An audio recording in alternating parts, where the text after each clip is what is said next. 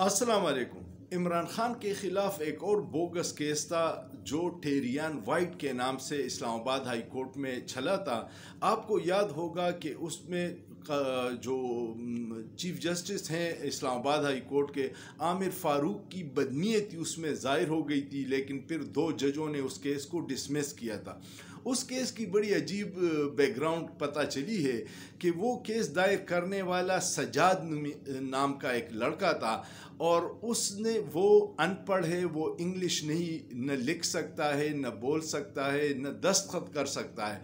उसकी तरफ से इंग्लिश में एक पटिशन दायर की गई थी कि ये टेरियन वाइट केस इमरान खान को बदनाम करने के लिए। अब पता चला है कि वो सजाद बैरिस्टर हसनैन का ड्राइवर है।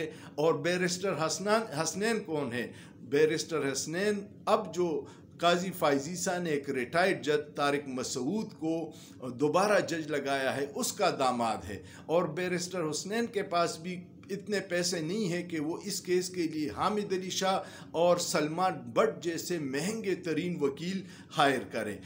इसके इशारे भी फिर काजी साहब ही की तरफ जाते हैं कि उनको ये गिला था कि इमरान खान की हुकूमत में उनके ख़िलाफ़ रेफरेंस आया था, तो वो हर वो चीज़ में सपोर्ट करते हैं जो इमरान खान को नुकसान पहुंचाए।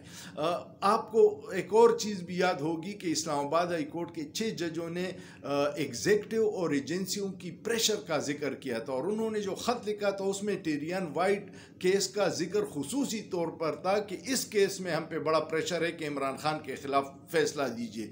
और वो ख़त जो सुप्रीम कोर्ट में पड़ा हुआ है उस पर काजी फाइजीसा ने अब तक कोई कार्रवाई नहीं की। तो आप समझ जाइए कि यहाँ फ़ैसले आइन और कानून के मुताबिक नहीं होते, यहाँ फ़ैसले ज़ाती ख्वाहिशात और बुग़्ज़ और इंतकाम में होते हैं जो सबके सामने है।